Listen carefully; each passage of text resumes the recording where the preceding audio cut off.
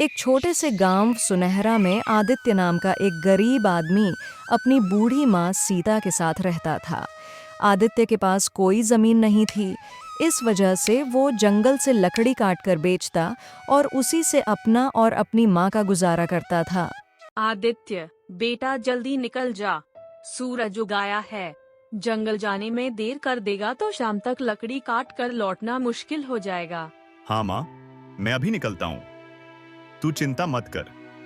आज कोशिश करूंगा ज्यादा लकड़ियां लाऊं ताकि 2 दिन का खर्चा निकल जाए। आदित्य अपनी कुल्हाड़ी उठाता है और झोपड़ी से बाहर निकल पड़ता है। आदित्य जंगल की ओर जा रहा था। अचानक रास्ते में उसे गांव का सेठ हरिहर मिलता है। अरे आदित्य, कहाँ जा रहा है सुबह सुबह? प्रणाम सेठ जी। जंगल जा रहा हूं लकड़ी काटने। माँ के खाने का इंतजाम करना है ना, बस वही करने निकल पड़ा। तू भी अजीब आदमी है आदित्य। न जमीन है न खेत, बस यही जंगल की लकड़ियों से पेट पालता है। सेठ जी, भगवान ने जो दिया है उसी में जी रहा हूं। बात तो ठीक कहता है तू। अच्छा सुन, मुझे अपनी गाय की गौशाला बनाने के लिए कुछ लकड़ियों की जरूरत पड़ेगी। क्या तू ला सकेगा? क्यों नहीं सेठ जी, अगर आपको लकड़ी चाहिए तो मैं पहुंचा दूंगा। बस बता दीजिए कितनी चाहिए और कब तक। अच्छा, तो कल से ही लकड़ी मेरे गोदाम में पहुंचाना शुरू कर। दाम अच्छा दूंगा। अगर तेरा काम ठीक रहा तो आगे भी तुझसे ही काम लूंगा। धन्यवाद सेठ जी, मैं अपनी पूरी मेहनत लगा दूंगा। आदित्य जंगल में पहुंचता है। चारों ओर हरे भरे पेड़, पक्षियों की चहचहाट। आदित्य कुल्हाड़ी उठाकर लकड़ी काटना शुरू करता है। अगर यह काम सही रहा तो माँ को आराम मिलेगा। शायद झोपड़ी भी ठीक कर सकूं। भगवान, बस तू साथ देना। धीरे धीरे शाम होती है। आदित्य लकड़ियां बांधकर अपने कंधे पर लाता है और गांव लौटता है। उसकी माँ सीता दरवाजे पर बैठी इंतजार कर रही थी। आ गया बेटा, कितनी देर लगा दी, थक गया होगा। हाँ माँ, पर आज मन खुश है। सेठ जी ने मुझसे ढेर सारी लकड़ी मंगवाई है। अगर काम सही हुआ तो आने वाले दिन बदल सकते हैं। भगवान तेरा भला करे बेटा, तेरी मेहनत रंग लाएगी। सीता बचे हुए राशन से खाना बनाती है।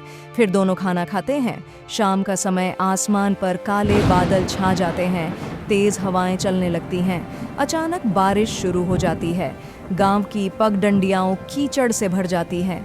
झोपड़ी के अंदर आदित्य की बूढ़ी माँ सीता घाट पर लेटी थी। बारिश में चल रही ठंडी हवा से सीता को तेज बुखार हो गया था। ओ राम, ओ आदित्य, मेरा सिर जल रहा है बेटा। अरे माँ, ये क्या हो गया? तेरा शरीर तो तपा हुआ है। तू बिल्कुल चिंता मत कर, मैं अभी तेरे लिए दवा लेकर आता हूँ। इसके बाद आदित्य तुरंत भीगते हुए बाहर निकल जाता है। तेज बारिश में आदित्य की हालत भीगकर बदतर हो जाती है। वो भीगते हुए सेठ हरिनाथ के हवेली पर पहुंचता है और दरवाजा खटखटाता है। तभी दरवाजा खुलता है और सेठ अंदर से निकलता है। अरे आदित्य, तू इस वक्त और इस बारिश में यहाँ क्या कर रहा है? सेठ जी, मेरी माँ को तेज बुखार हो गया है। हालत बहुत खराब है। घर में ना दवा है ना राशन। मुझे पैसों की सख्त जरूरत है। तो तू चाहता क्या है? सेठ जी, मुझे कुछ ज्यादा पैसे उधार दे दीजिए। मैं कुछ पैसे लकड़ी में कटवा दूंगा और बाकी मैं मजदूरी करके लौटा दूंगा। ठीक है आदित्य, पैसे तो मैं दे दूंगा, लेकिन ब्याज देना होगा। ब्याज? सेठ जी, मैं गरीब आदमी हूँ। ब्याज के साथ पैसे कैसे लौटाऊंगा? तो सुन, मैं बिना ब्याज के पैसे नहीं देता। यदि ब्याज के साथ पैसे देने हैं तो बता, वरना पैसे भूल जा। ठीक है सेठ जी, जो शर्त आप कहें मैं मान लूंगा। यह ले कुछ रुपए। और याद रखना आदित्य, ब्याज सहित पैसे समय पर चुका देना, वरना तू जानता ही है। धन्यवाद सेठ जी, मैं मेहनत करके एक एक पैसा चुका दूंगा। आदित्य बारिश में फिर से भीगता हुआ डॉक्टर मयंक की झोपड़ी की ओर दौड़ता है।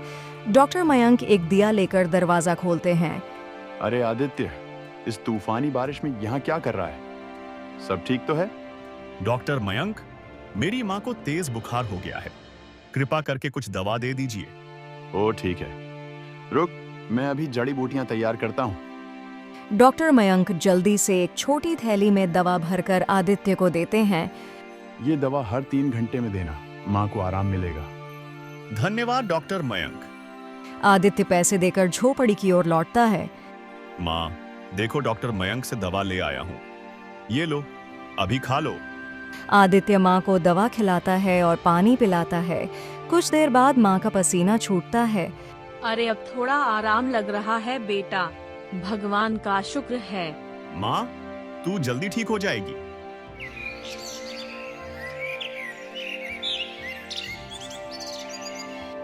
अगली सुबह माँ कुछ बेहतर महसूस कर रही थी। आदित्य थका हुआ पास बैठा था। आदित्य बेटा, एक बात पूछूं? यह दवा और खर्च के लिए पैसे तू कहाँ से लाया? माँ, कल रात में सेठ हरिनाथ के पास गया था, उनसे उधार लिया है, मगर सेठ ने ब्याज की शर्त रखी है। ओ बेटा, ब्याज वाला पैसा गरीब आदमी को और गरीब बना देता है। हमें सोच समझकर कदम रखना होगा। हाँ माँ, लेकिन उस समय और कोई रास्ता ही नहीं था। माँ कुछ देर सोचती है। आदित्य, क्यों ना तू इन बचे हुए पैसों से समोसे बनाकर बेचने लगे। देख, इस बरसात में लकड़ी सुखाना और बेचना मुश्किल होगा, पर गर्मा गर्म समोसे लोग खुशी से खरीदेंगे। अरे माँ, ये तो बहुत अच्छा सुझाव है। अगर काम चल पड़ा तो हम धीरे धीरे सेठ का उधार भी चुका देंगे। हाँ बेटा, मेहनत ईमानदारी से करोगे तो भगवान जरूर साथ देगा। इसके बाद आदित्य कुछ पैसे लेकर गांव की किराना दुकान पर पहुंचता है। राम राम दुकानदार रमेश, मुझे बेसन, तेल, हरी मिर्च, धनिया और मसाले चाहिए। समोसे बनाने का सामान दे दीजिए। अरे आदित्य, तू लकड़ी का काम छोड़ अब समोसे बनाएगा। वाह रे किस्मत। हाँ रमेश, वक्त के अनुसार रास्ता बदलना ही पड़ता है। मेहनत करूंगा, सब ठीक होगा। दुकानदार सामान तौलकर थैली में रख देता है। आदित्य पैसे चुका देता है और घर की ओर लौट पड़ता है। उसकी माँ पहले से तैयार बैठी थी। सारा सामान ले आया हूँ, अब काम शुरू करें। हाँ बेटा, आज हम दोनों मिलकर मेहनत करेंगे, देखना सब अच्छा होगा। दोनों मिलकर समोसे बनाते हैं। झोपड़ी में समोसों की खुशबू फैल जाती है। आदित्य, ये तो बहुत अच्छे बन रहे हैं, इन्हें बेचने ले जा और ईमानदारी से मेहनत कर। हाँ माँ, आज से हमारी नई शुरुआत होगी। आदित्य समोसे एक टोकरी में रखता है और सिर पर उठाकर बाजार की ओर निकल पड़ता है। बाजार में लोगों की भीड़ थी। आदित्य सड़क किनारे एक साफ जगह पर टोकरी रखता है और ऊंची आवाज में समोसे बेचना शुरू करता है। गर्मा गर्म समोसे, ताजे और स्वादिष्ट समोसे, ले लो भाई, ले लो। कुछ लोग उसके आसपास रुककर देखते हैं पर समोसे नहीं खरीदते। पास ही एक और ठेला लगा था जहां पहले से समोसे बिक रहे थे। उस ठेले का मालिक था मनवीर, जो वर्षों से बाजार में समोसे बेचता आ रहा था। अरे यह क्या, यह आदित्य लकड़हारा ये समोसे बेचेगा और वो भी मेरे सामने। इसकी इतनी हिम्मत। ठीक है, अब देखता हूँ ये कैसे समोसे बेचता है। इसे सबक सिखाना ही पड़ेगा। आदित्य ग्राहकों को बुलाने में व्यस्त था। उसे मनवीर की चालाकी का अंदाजा नहीं था। गर्मा गर्म समोसे, ताजे और स्वादिष्ट समोसे, ले लो भाई, ले लो। तभी दो आदमी उसके पास आते हैं। अरे आदित्य, तू लकड़हारा था ना, अब समोसे बेच रहा है। हाँ भाई, करना पड़ता है। पेट पालने के लिए मेहनत करनी ही पड़ती है। चल ठीक है, जरा हमको भी समोसे खिला, देखे तेरे समोसे कैसे हैं। आदित्य खुशी से तुरंत 2 समोसे निकालकर उन्हें देता है। लीजिए भाई, ताजे गर्मा गर्म समोसे हैं, जरूर पसंद आएंगे। दोनों आदमी एक एक निवाला खाते हैं। अचानक वे चेहरे बिगाड़ लेते हैं और समोसे जमीन पर फेंक देते हैं। अरे यह क्या बनाया है, बिल्कुल बेस्वाद। ना नमक है ना मसाले का स्वाद। यह समोसे खाने लायक ही नहीं है। आदित्य, तुझे किसने समोसे बनाना सिखाया? एकदम बकवास है। ऐसे तो कोई ग्राहक तेरे पास नहीं आएगा। आदित्य का चेहरा उतर जाता है। उसकी आंखों में आंसू भर आते हैं। हे भगवान, इतनी उम्मीद से काम शुरू किया था। क्या सच में मैं समोसे बेचने लायक नहीं हूँ? पास खड़ा मनवीर यह दृश्य देखकर मन ही मन मुस्कुराता है। हाँ हाँ, यही होता है जब कोई मेरे सामने समोसे बेचने की कोशिश करता है। अब देखता हूँ ये आदित्य कितने दिन टिकता है। अरे भाइयों, क्यों उन बेस्वाद समोसों के चक्कर में पड़े हो? आओ मेरे पास आओ, यहाँ गर्मा गर्म चटपटा और मजेदार समोसा मिलेगा। दोनों आदमी मनवीर के ठेले की ओर बढ़ते हैं। आसपास खड़े अन्य ग्राहक भी मनवीर के पास जाने लगते हैं। हाँ भाई, मनवीर के समोसे तो हमेशा लजीज होते हैं, चलो वहीं खाते हैं। धीरे धीरे सभी लोग मनवीर के थैले पर जुट जाते हैं।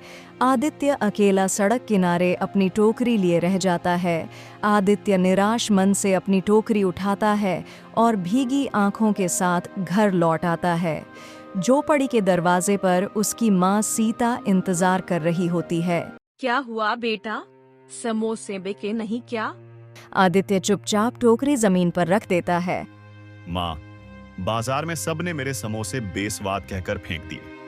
किसी ने पसंद नहीं किए और सारे पैसे भी इसमें लग गए। अब सेठ का कर्ज कैसे चुकाएंगे? बेटा चिंता मत कर, हर नया काम शुरुआत में कठिन होता है। भगवान तेरे लिए कोई ना कोई रास्ता जरूर निकालेंगे। वे दोनों बात कर ही रहे थे, तभी बाहर से आवाज आती है। दरवाजे पर सेठ हरिनाथ अपने 2 आदमियों के साथ खड़ा था। अरे आदित्य, कहाँ है तू? बाहर आ, आज हिसाब करना है। माँ, यह तो सेठ है, लगता है पैसे वसूलने आया है। हिम्मत रख बेटा, सच बोलना, भगवान सब देख रहे हैं। आदित्य अपनी माँ के साथ बाहर आता है। सेठ हरिनाथ अपनी मूंछों पर ताव देते हुए खड़ा था।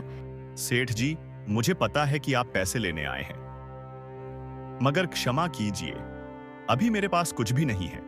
मैंने आपसे जो रुपए लिए थे वो सब समोसे के काम में लगा दिए। अभी काम अच्छा नहीं चल रहा, लेकिन जैसे ही काम संभल जाएगा मैं आपके पैसे चुका दूंगा। यह सुन सेठ ऊंची आवाज में बोलता है। अरे मुझे बेवकूफ मत बना, तेरे समोसों का क्या भरोसा, बिके या ना बिके। मैं यहाँ हाथ पर हाथ धरे कब तक बैठा रहूं? मैंने तुझे उधार पैसे दिए थे, कोई मजाक नहीं किया था। आदित्य सिर झुका लेता है। उसकी माँ की आंखों में भी आंसू भर आते हैं। सुन ले आदित्य, आज से यह घर मेरा है। जब तेरे पास पैसे हो तब आकर इसे छुड़ा लेना। अभी के अभी अपना सामान बाहर निकालो। सेठ के दोनों आदमी आगे बढ़कर झोपड़ी के अंदर घुसते हैं। वे बर्तन, कपड़े और चटाई उठाकर बाहर फेंकना शुरू कर देते हैं। सेठ जी, ऐसा मत कीजिए, मेरी बूढ़ी माँ कहाँ जाएगी? बेटा सब्र रख, भगवान सब देख रहे हैं। आसपास के कुछ गांव वाले यह दृश्य देखकर इकट्ठा होने लगते हैं, पर कोई भी सेठ के डर से आगे नहीं आता। आदित्य और उसकी माँ अपना सामान उठाकर गांव से बाहर निकलते हैं। चलते चलते वे नदी किनारे पहुंचते हैं। नदी के किनारे पर घास और पेड़ पौधे थे। बेटा अब हम कहाँ रहेंगे? माँ, जब तक भगवान साथ हैं, हम भूखे प्यासे नहीं मरेंगे। यहीं नदी किनारे एक छोटी सी झोपड़ी बना लेंगे।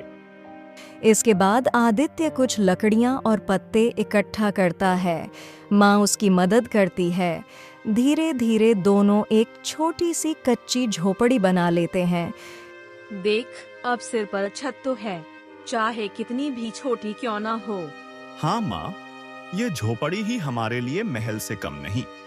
कुछ समय बाद आदित्य फिर से अपने बनाए समोसे टोकरी में रखकर बाजार जाता है। उसका चेहरा उम्मीद से भरा था। शायद आज कोई मेरे समोसे खरीदे, शायद आज सब कुछ बदल जाए। वो सड़क किनारे बैठ जाता है और आवाज लगाता है, गर्मा गर्म समोसे, घर के बने समोसे, लो भाई लो। समय एक बूढ़ा कमजोर आदमी लाठी टेकते हुए मनवीर के ठेले के पास पहुंचता है। उसका चेहरा भूख से मुरझाया हुआ था। बेटा, सुबह से कुछ नहीं खाया, जरा कुछ खाने को दे दो, पेट में कुछ सहारा हो जाए। मनवीर बूढ़े की ओर देखता है, फिर गुस्से में चिल्लाता है, अरे तुझे दिख नहीं रहा? यहाँ कितनी भीड़ लगी है। जाओ आगे बढ़ो, ना जाने कहाँ कहाँ से चले आते हैं। उसी समय आदित्य दूर से यह दृश्य देख रहा होता है। उसकी आंखों में करुणा भर आती है। बूढ़ा आदमी धीरे धीरे लाठी टेकते हुए आदित्य के पास आता है। बेटा, बहुत भूख लगी है, अगर कुछ खाने को हो तो दे दो। आदित्य बूढ़े को देखता है। ठीक है बाबा, वैसे भी मेरे समोसे कोई नहीं खा रहा, आप ही खा लीजिए। आदित्य अपने हाथ से प्लेट में 2 गर्मा गर्म समोसे रखकर बूढ़े को देता है। पहला निवाला लेते ही उसका चेहरा चमक उठता है। वाह बेटा, तुम्हारे समोसे तो बहुत स्वादिष्ट हैं। सचमुच गजब का स्वाद है। बाबा, क्या आप सच कह रहे हो? सब तो कहते थे कि मेरे समोसे बेस्वाद हैं। अरे बेटा, मैं झूठ क्यों बोलूंगा? यकीन ना हो तो खुद खाकर देख ले।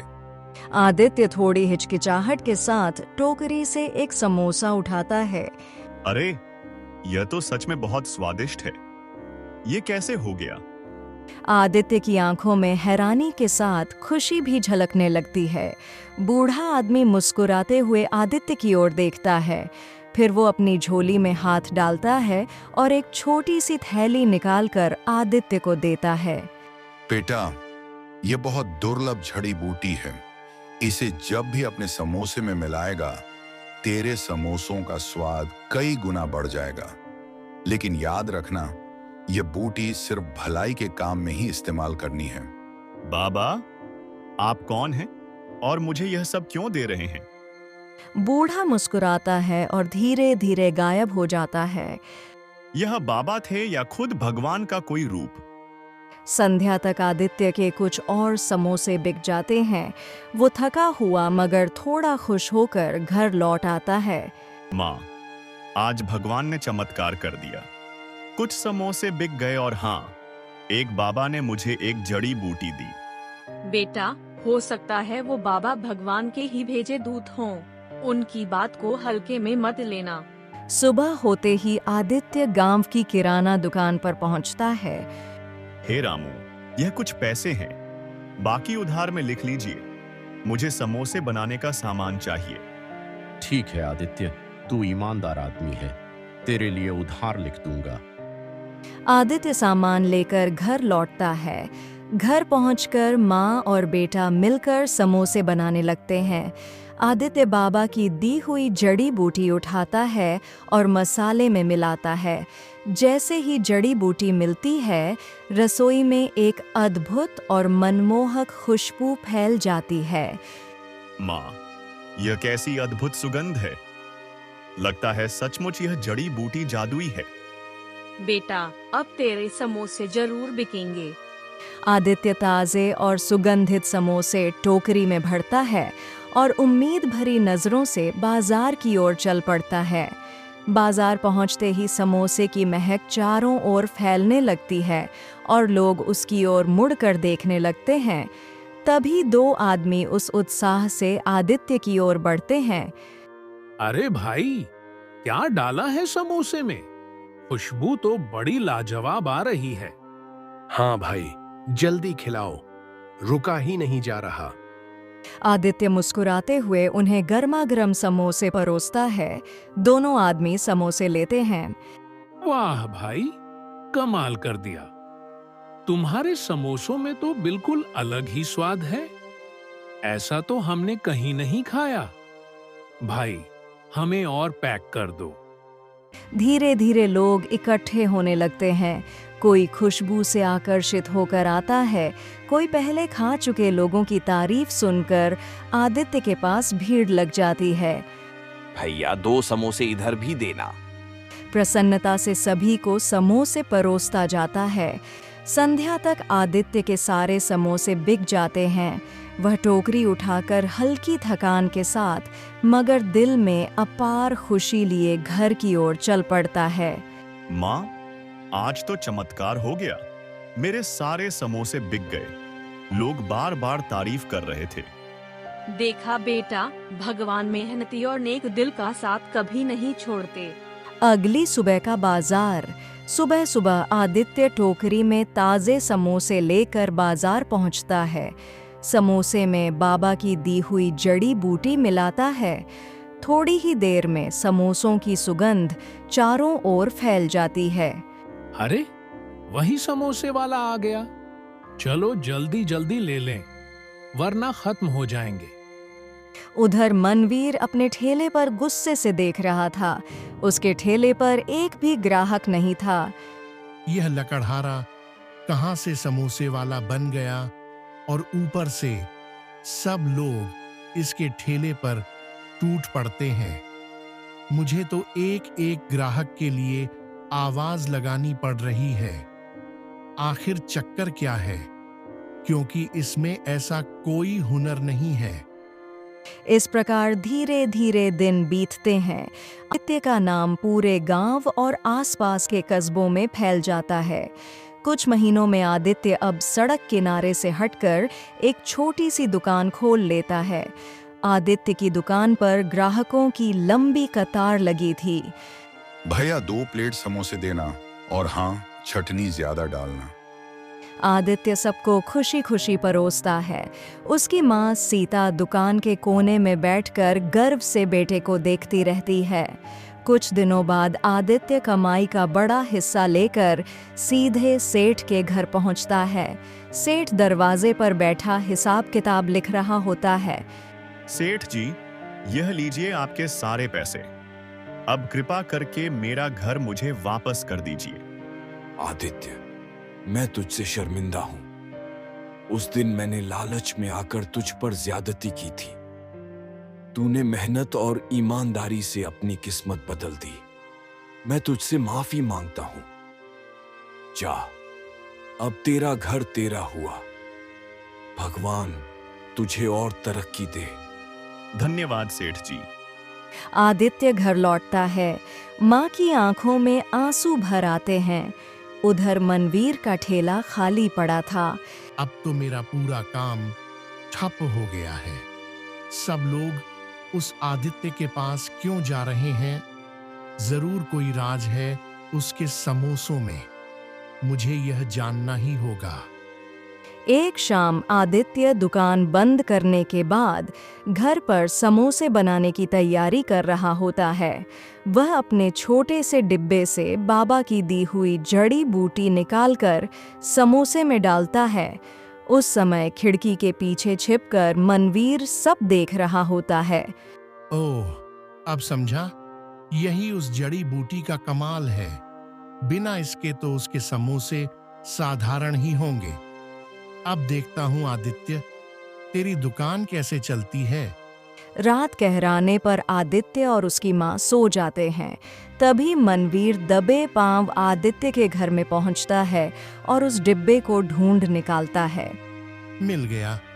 यही है वो जड़ी बूटी। अब आएगा असली मजा।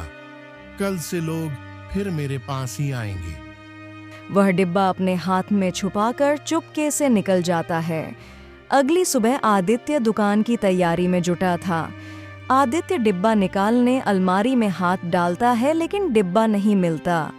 उधर मनवीर अपनी थैली के पास बैठा था। सामने वहीं चुराई हुई जड़ी बूटी का डिब्बा रखा था। अब देखना, जब यह समोसे तैयार होंगे तो खुशबू चारों ओर फैल जाएगी और लोग फिर से मेरी ठेली पर टूट पड़ेंगे। आदित्य का खेल अब खत्म। वह जल्दी जल्दी समोसे थैले पर सजा देता है। कुछ ही देर में बाजार में लोग आते हैं। एक ग्राहक मनवीर की थैली पर खड़ा होकर सूंघता है। अरे, ये कैसी गंध है? बड़ी अजीब सी लग रही है। खुशबू तो बिल्कुल वैसी नहीं जैसी आदित्य के समोसों से आती थी। चलो फिर भी एक खाकर देखते हैं। वे समोसा लेते हैं और जैसे ही मुंह में डालते हैं तुरंत थूक देते हैं। अरे, यह तो कड़वा और बेस्वाद है। क्या मिला रखा है इसमें? भाई, यह तो सेहत बिगाड़ देगा। चलो यहाँ से चलते हैं। मनवीर के माथे पर पसीना छलकने लगता है।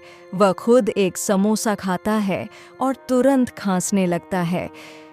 अरे, यह तो सचमुच कड़वा है। उस आदित्य के समोसे ऐसे कैसे मीठे और स्वादिष्ट हो गए? मैंने तो वहीं जड़ी बूटी मिलाई थी। वह चिढ़कर डिब्बा फेंक देता है। अचानक तेल की कढ़ाई गिर जाती है और आग भड़क उठती है। देखते ही देखते उसकी थैली जलकर राख हो जाती है।